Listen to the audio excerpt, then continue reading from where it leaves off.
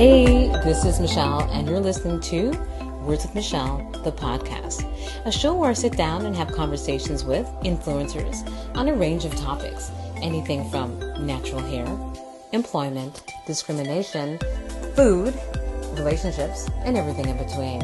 So sit back, relax, and enjoy. If you want to send me an email, hit me up at michelle@wordsmichelle.com.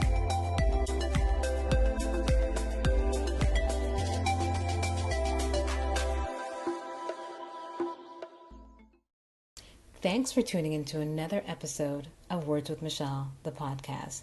This is the first full-length episode for 2021. Welcome back, y'all.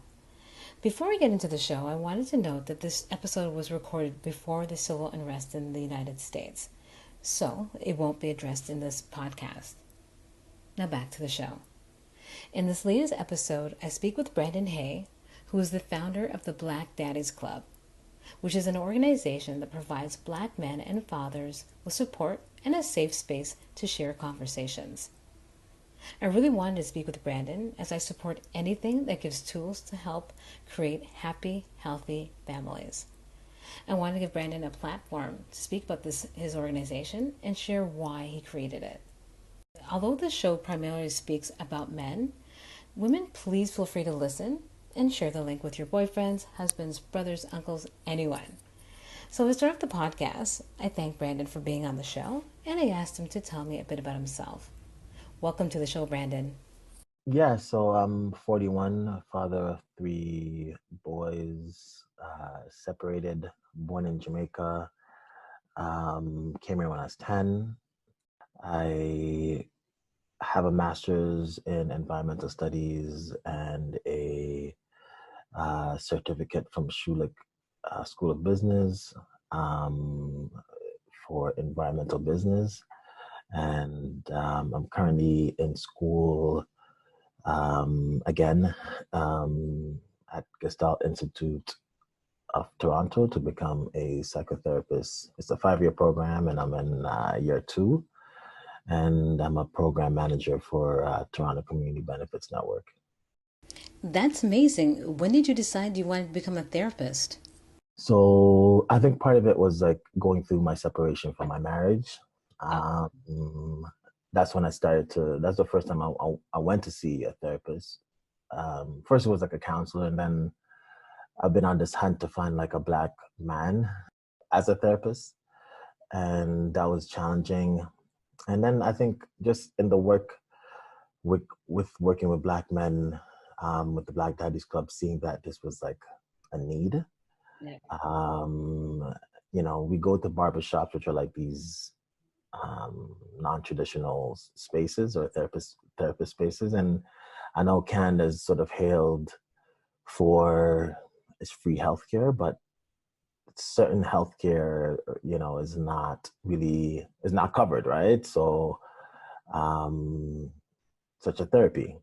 And a lot of Black men, including myself, have over the years have been like suffered in silence, right, for whatever reasons. And I think COVID has sort of brought that to light, more so, just because a lot of our spaces or gatherings that we would use, me and other Black men, whether it's like watching a game or connecting for wings or going to the gym or playing whatever, you know what I'm saying? Like all these spaces have sort of become obsolete, and I've sort of had to like check in, like where are my men friends at, and recognizing that as I got older, I've had less male friends.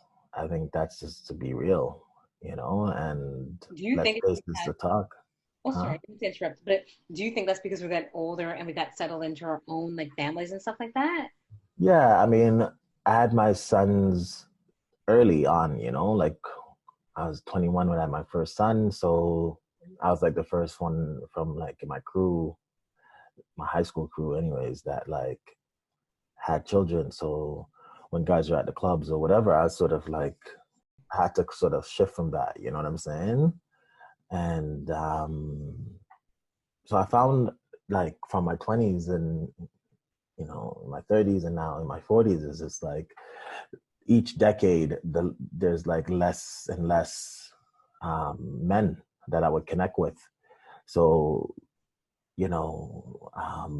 Black Daddies Club, that was, it was interesting because there's like so much work that I'm doing around connecting with Black men, but like on a personal level, I wasn't finding that, right? So like even with the Sunday dinner spaces that started last month, that's one of the things that came out that's a lot of Black men are talking about, is just like really don't have those spaces where we can connect with other Black men. So like there's a necessity in those spaces. Cool. That was really informative. I guess I didn't really think about like friendships kind of like and due to COVID though. I mean, I guess your friendships kind of like weaning type of thing because of, like everyone's kind of in their own world per se, and then the age, you know what I mean, as we change as we get older. Mhm. So let's talk about the Black Daddies Club. Why was it important for you to start it? Yeah, I mean, as I mentioned before, as a young dad, and me and my dad, I was born in Jamaica. I came here with my mom, so I didn't really grow up with my dad, right? And we started to sort of form our relationship as I got older. And he met my first son, and then my second son was being born, and my dad was murdered. Um, he was murdered um, in 2004 by an 11-year-old boy who was murdered 2 weeks later. And when I went to Jamaica to bury my dad, um, that was sort of like that was a shift, because like I think up to that point I was like in my own little personal bubble and like living pretty selfishly, like I would see people get murdered on the news and like turn my TV off, go to bed, and like, oh, that's shitty, but whatever. And then when it hit my doors, I was just like looking for like public support, but it wasn't any, right? Because it was just like this, it was normal. And then when I went to the police station with my brother in Jamaica to sort of talk to the detective, he was like, he was overwhelmed with like the amount of cases he had. And then he said in the conversation, he was saying something like, "This is normal." And I was just like confused, I was like, my dad got murdered by an 11-year-old boy, and this kid got murdered 2 weeks later for the equivalent of $200 Canadian. And he was like, and that's normal. And I was like, nah, like that doesn't feel normal to me, And I think for me in that moment, there was just this realization that there's this crisis of, yeah, there's normalization of crisis within Black communities globally, whether it's in Kingston, Jamaica, whether it's in Toronto, whether it's in England, whether it's in New York, whether it's in Brazil. It's seen globally like it's okay for Black people to suffer, and I think I had to go through the emotions, the cycle. But I knew that I didn't want my dad's death to be in vain. Um, and I think that was sort of the seed. I didn't come up with Black Daddies Club until years later. But I knew that for myself, with my own needs, I wanted a space where I could sort of connect with other Black men to learn from. And again, it was just like trying to find community here, right, as an immigrant.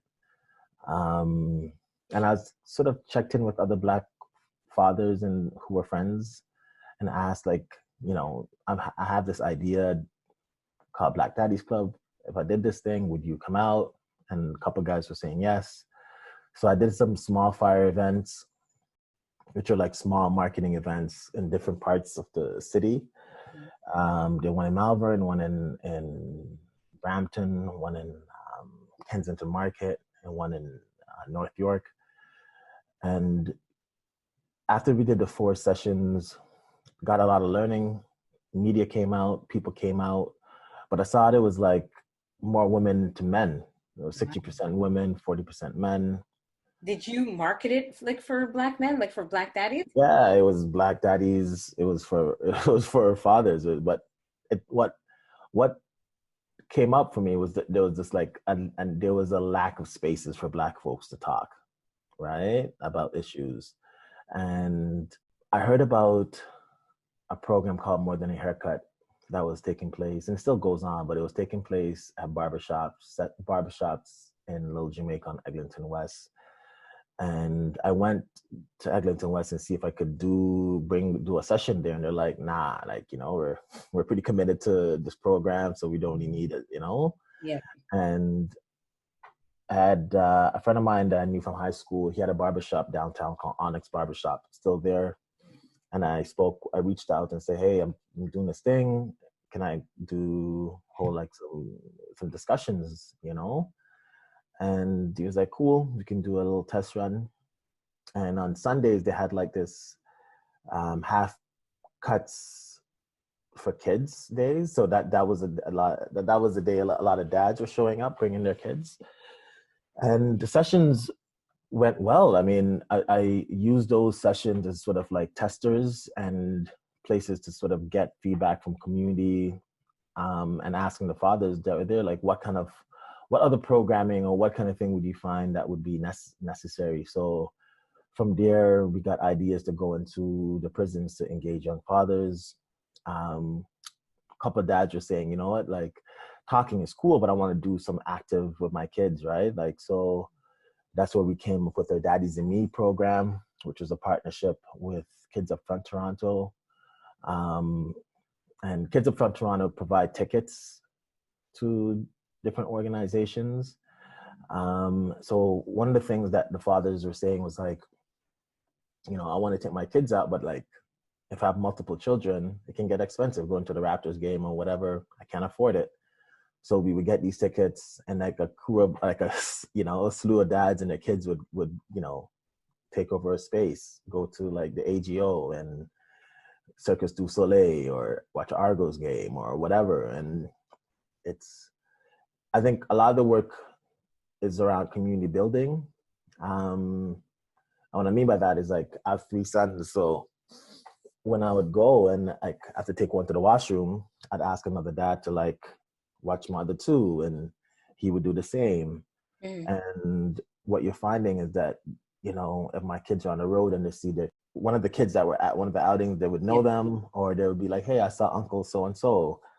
And we got like a lot of moms were like, hey, I know this is sort of for Black fathers, but can I attend?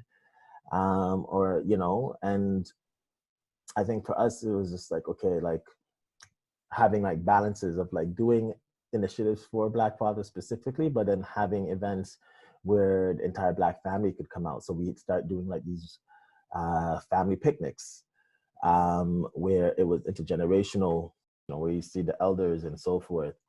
So we made sure that we promoted that way, and we try to do them outside the city. So we did some in Bowmanville or Arona Park, some over the islands, some at Morningside Park, and some in Pickering. And it was just like, again, there's like these days where families could come out, have activities, tug of war, races, we'd get sponsors.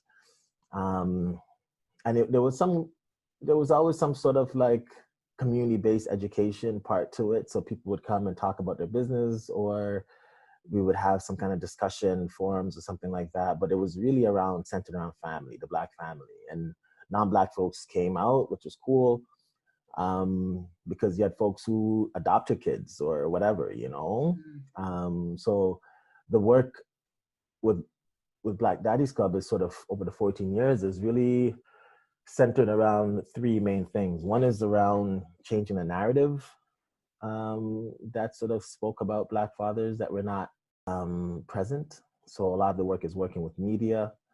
The second is around community-based education. So the barbershop sessions, or like, teaching a course or doing like a session, a forum or something. And then the other piece is around community building. So I was reading a bit about you, and I kind of like how it sounded like why you started it was that you were with your son, you were with your son. You're driving one day, and he was crying. He was having a little bit of a a little bit of a fit, not tantrum, but I guess he was crying, and you called your girlfriend to ask how to calm him down. Mm-hmm. What, I was really curious. What did your girlfriend say? Like, how did you calm down your child? Well, it was my eldest son, Yeah. and I was like super nervous to like be alone with him, Yeah. and I took him for a ride. Like she was pregnant with her second child, and I put him in the car, and it's like, yo, we're gonna go to Innisville. We're gonna spend the day, Oh, nice. and we got there, and he was like a baby in a carriage, but it was just good to like, I just want to be by myself with him, and it was like a Sunday. And the reason why I say this is like, if you've gone up north in Toronto and you're coming back, there's that traffic coming back on the 400. It's hectic, so we hit the traffic and he started to bawl. And I Oh. was driving and I was just like, what's like, I just felt so, it was like deliberate, like I just felt useless.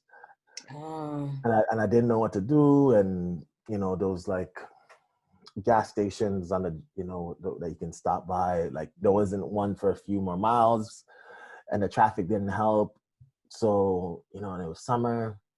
So by the time we stopped, like, because I couldn't get on the phone or anything like that, like, by the time I, I was able to pull over and like get out, he was like soaked with tears and like, Wow. and I was just like, I was holding him and like settling down for a little bit.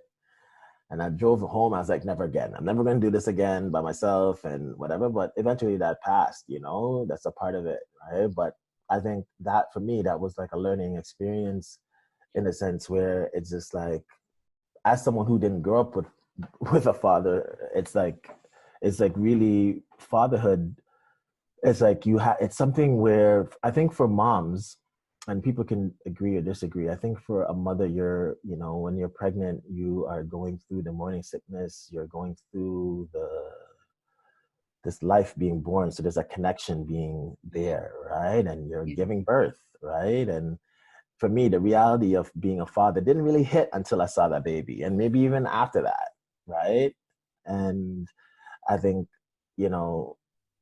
it's sort of like it's something intentional that you're doing daily to say, yo, I'm going to be present.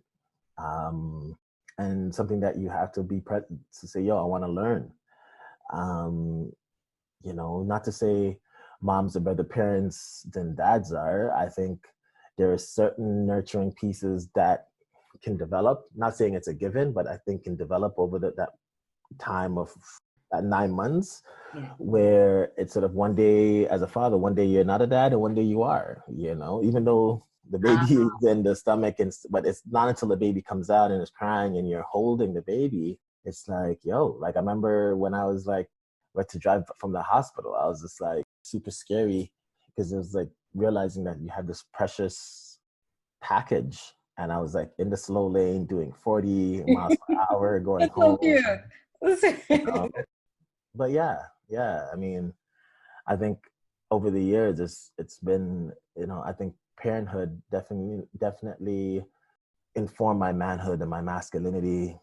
And I think being raised by a single mom, that was a benefit in some ways because I bring a certain maternal Mm. vibe, a certain level of care and I think with that, I was able to even choose the type of masculinity that I want to bring. And what I mean by that is that she exposed me to different kind of men, right? So like I was able to sort of look at my uncles, pick and choose different parts that I saw that worked for me and that I like. One of my uncles, he was the first man I saw like that cooked for his kids. You know what Mm. I'm saying? Or coaches his kids' soccer team. And these are all things that I did over the time of my parenthood.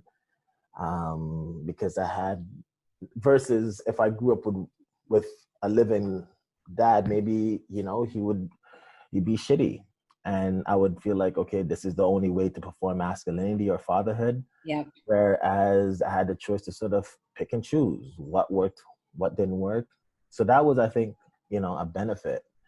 Actually, you kind of raised a For really me. good point there. Then, actually, if you have like a father that wasn't the greatest, do you think that would have an impact on you, like how you fathered?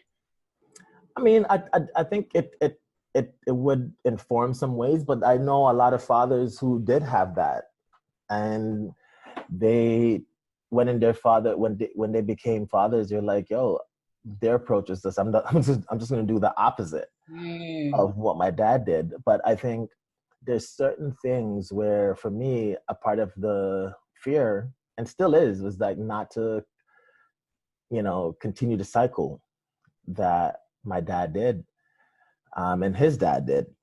And I remember talking to a friend of mine, and his kids are older, and he was having a very candid conversation with his daughters who were like in their 20s, and they're like really being honest with them. And he's like, when did I become my father? And I was like, that for me, that hit, because like that resonated for me. That came up when I went through my separation, and I was like, shit, I felt like a failure. You know what I'm saying? So I think um, there's no real easy answers. There's no real blueprint to this. It's trial and error to some degree.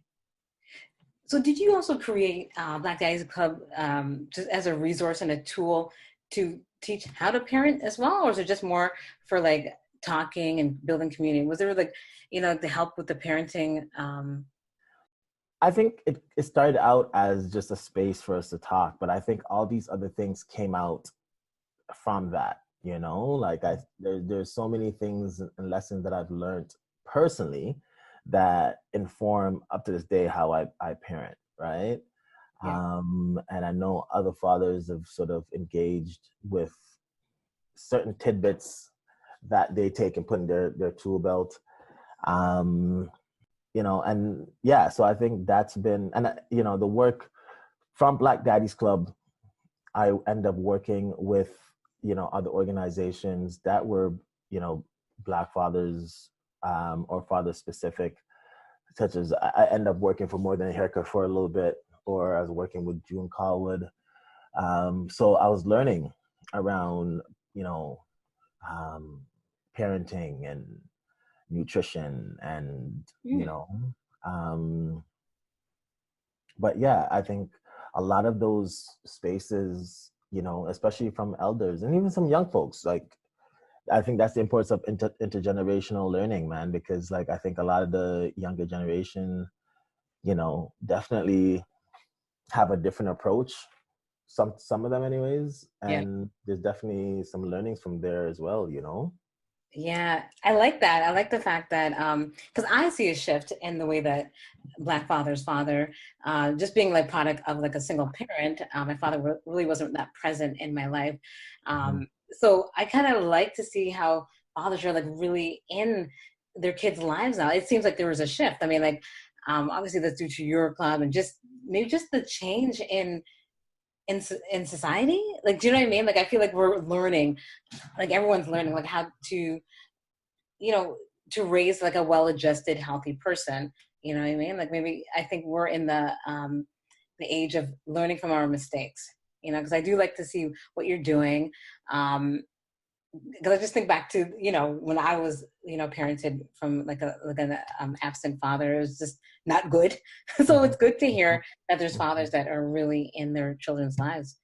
Mm-hmm. Like, do you see the shift too? Like, do you do see like the generational shift? I definitely see it, right? Um, I think there's a criticalness that folks are bringing, and there's stuff like the internet, like information is so available Mm-hmm. to folks, right? And um, there's like resources that weren't there. You have places like the Jima House, or again, the spaces like Black Daddies Club, but then you have More Than Haircut, and then you have all these different programming that offer. But I find like men in general, I think there's just a certain critical awareness that maybe weren't there before, right? Like again, I don't want to generalize it, you know what I'm saying? But like, when I started with Black Daddies Club in '07, I was, a straight man, very heteronormative in the way my thinking. And then in 2011, I met with this Black father who was a gay Black man.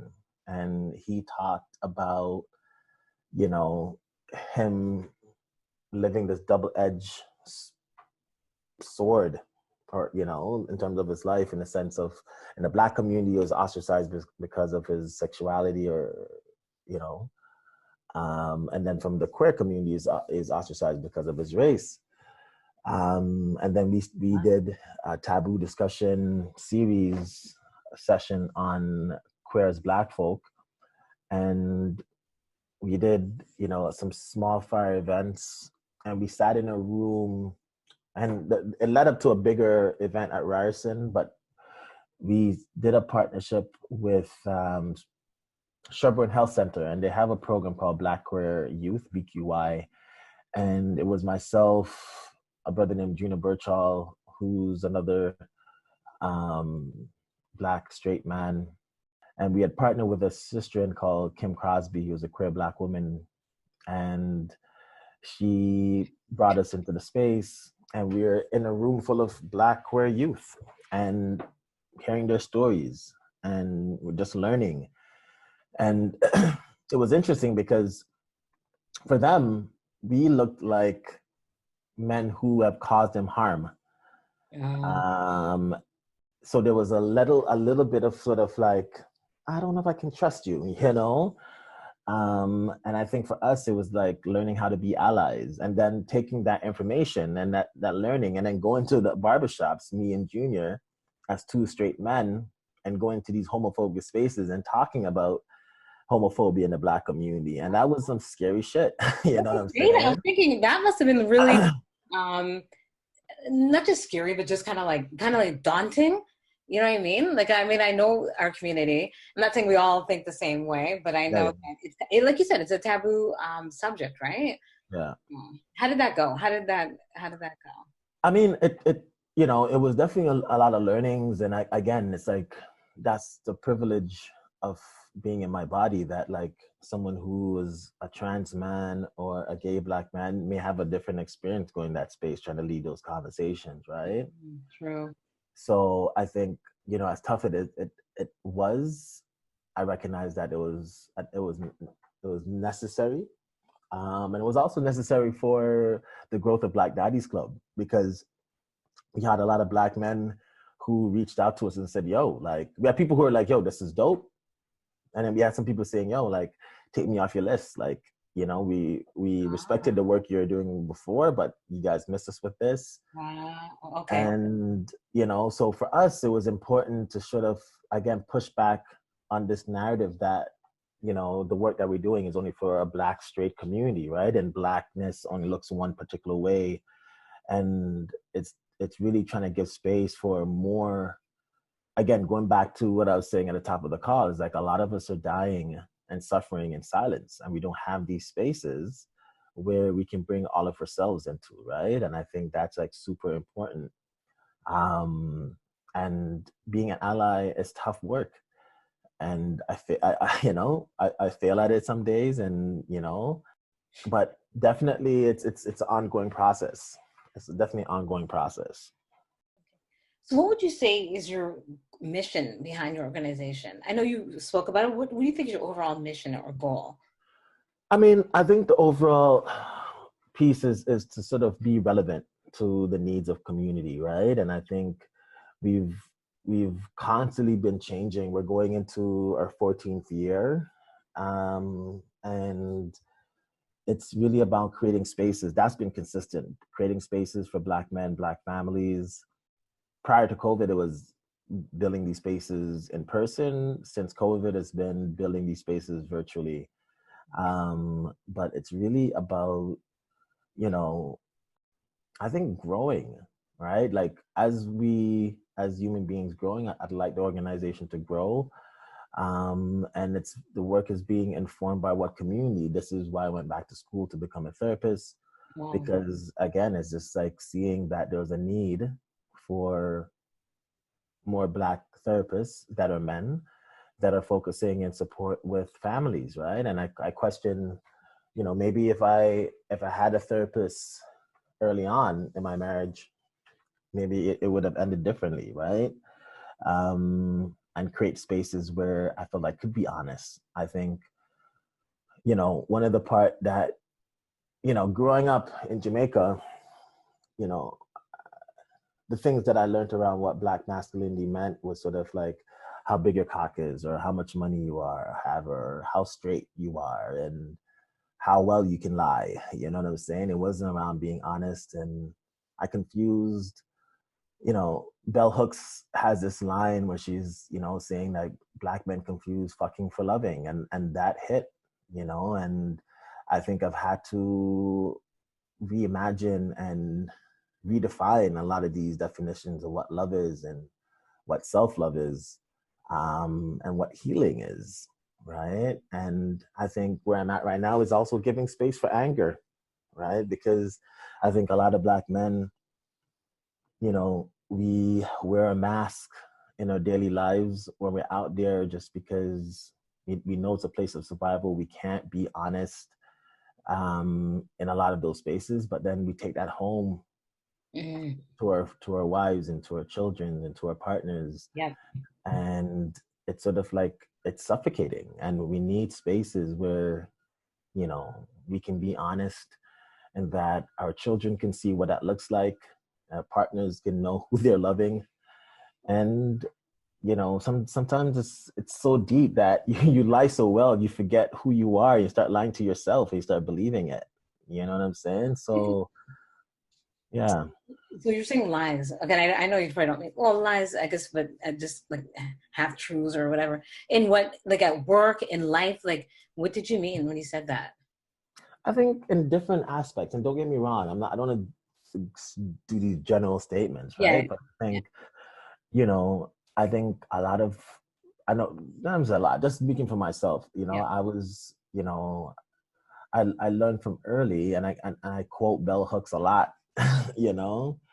But I remember reading Salvation and then All About Love, and um, she talked about lying, and Black men lying, and how they learned, especially Black men raised by single Black women, Mhm. myself, and how we use lying to escape punishment. And Okay. we learned from early that if we lied, then we would, not be punished, but then also you wouldn't hurt the other person's feelings, right? Mm. And you want to protect this person. So you feel like something's wrong with you because you may have urges or whatever it may be.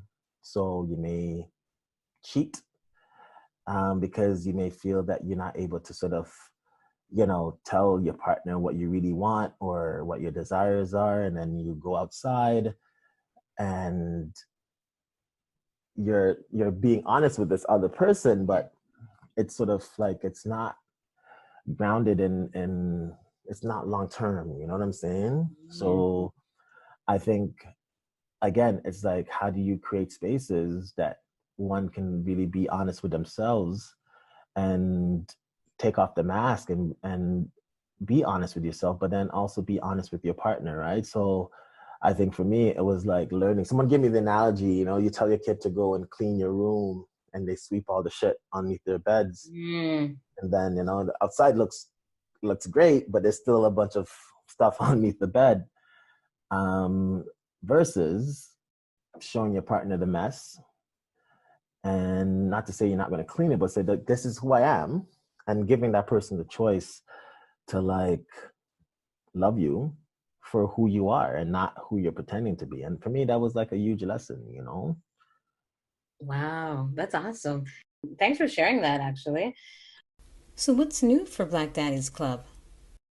We've moved a lot of our discussions online, and in November 2020, we celebrated our 14th year anniversary, and we launched Sunday Dinner, which is a virtual gathering for Black men, which takes place every Sunday, the last Sunday of every month, from 5 p.m. to 7 p.m. Eastern. And it's just it's a gathering space. It's not a workshop.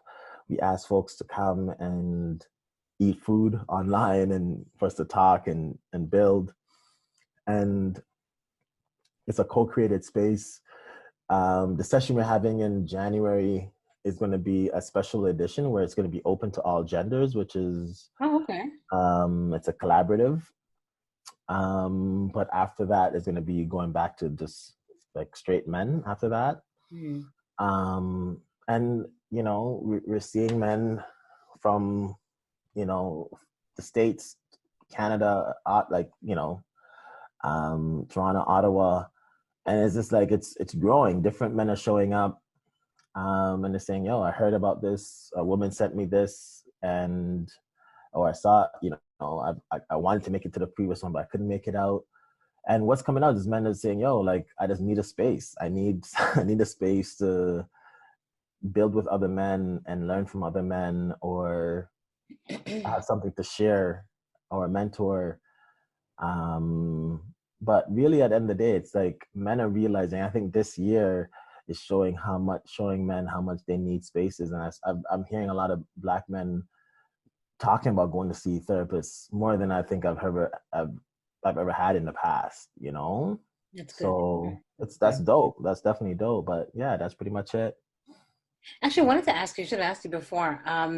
How did you deal with, due to the George Floyd, like the killing of George Floyd and the countless other like senseless killings, how did you deal with that? Like, how did you explain that to your kids? Like, do you have three boys?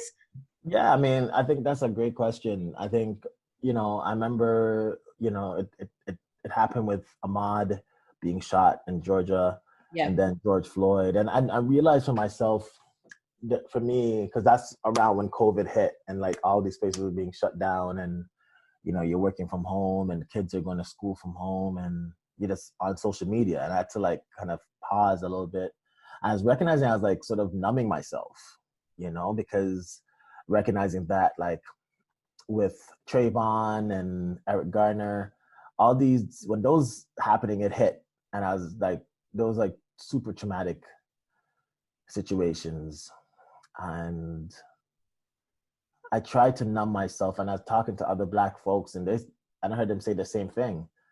Um, because I think there's a realization that we didn't have those spaces and these outlets to sort of go and like de-stress. Um, but I remember talking to my eldest son, and I was like, "Yo, what's your thoughts around this? Like what's going on?" And he was like, "Yo, like it feels like the purge, but it's like only Black folks are being killed." And for me, that hit, because it's just this reminder that yes, we as adults are being impacted, but how are the kids and how are children being impacted? And they may not have the language to sort of speak it, and it may show up in these different ways. And it just reminded me just to be more gentle with my kids, right? Because like they're doing things that I never had to do, which is sort of learn online and this virtual learning and whatever. I know how tough that is for me, and to like get up and do this day in and day out, a hat goes off to them. Um, but yeah, I think it's an ongoing conversation, to be honest with you. Yeah, I feel like because it's unfortunately with regard to the George Floyd and the senseless killings, this isn't going to stop anytime soon, right? We're going to just continue to see it. That must have been very traumatic though for your kids. I mean, like because they're probably. I mean, I'm not sure what their ages are, but I mean, it's traumatic for me. I'm grown, and so I mean, like I can't imagine how kids are dealing with it. You know? Trust me, trust me. And then what to say to your children too. I mean, I don't have kids, but I have a nephew that I see like quite regularly, and it's like we have to have conversations with my nephew, and it's so you want to make sure you're using language that they can understand. Do you know what I Mm-hmm. mean? Because we can speak about it, like we can speak about it, but you got to make Mm-hmm. sure that this child understands what I'm trying to say, and and there's nothing wrong with him. You know what I mean? So Yeah, I mean, I think it's sort of, again, I have three boys that are differing in ages, right? 18, 16, and 14, and oh, okay, so the teenagers, all right, cool. the teenagers, right? But like the approach that you have that I have with them has to differ, and recognizing that, my 18-year-old is going to have a level of consciousness that my 14-year-old is just like, Dad, I don't really want to talk about this. So I know during COVID, when I was working at their place, when I would get there, I would wake them up and we would do like morning check-ins, and they had to do gender pronouns and they had so we did that and just say, yo, how did you sleep? What you dream about, how are you feeling today, what's your energy level? And just to get and for me it was just for them to sort of have that space to sort of have normalize this that check-in and for them to sort of check in on their feelings, right? And talk about their feelings. And some days you'd get more and my 14-year-old was tired. That was because he was going to bed at 3 o'clock and but then he would see his brother saying a little bit more and going a little deeper. So he would be like, okay, all right, this is okay, and so again, it's just being gentle, man. Um, and for me also to like show that vulnerability. The past few years going through the separation, I've had to like talk to my kids about days I'm feeling sad and you know for them to see that and my middle son would be like, yo, you need a hug? I'm like, yeah, I do, and that's Aw. sort of, yeah, man. So it's nice. It's nice when they are the ones who are like they're there for you. It's like it's beautiful, man. It was so enlightening listening to Brandon speak about why he started the Black Daddies Club and how he has created a space for men to be vulnerable and supported. I feel it is not just beneficial for men, but to the entire family. I wanted to thank him for sharing his story with all of us. I also asked him to provide his contact information, so if there's anyone out there that'd like to be a part of the Black Daddies Club, please contact Brandon. Also, do you want to share your contacts? So if there are some Black Daddies out there that they can Yeah, go. for sure. So like they can go into the website, which is www.theblackdaddiesclub.com, or we're on Instagram at the Black Daddies Club, and Facebook, the Black Daddies Club. And I'm also on Instagram, Brandon Hay 8. Thanks for being on the show, Brandon. No, I appreciate it, man. It was dope to chat. Thanks again for listening to the latest episode of Words with Michelle, the podcast. Just a reminder, you can subscribe to the podcast on Spotify and Apple Podcasts. You can also listen to the shows on my blog at wordswithmichelle.com. You can follow me on Instagram at wordswmichelle, Twitter at wordswmichelle, and on Facebook, facebook.com/wordswithmichelle. If you have any questions or would like to provide a comment or feedback, or if you'd like to be a guest on the show, or if you have a topic, you can email me at michelle@wordswithmichelle.com. You can also email me if you're interested in sponsoring my podcast. Thanks again for listening to the show, and until next time, bye.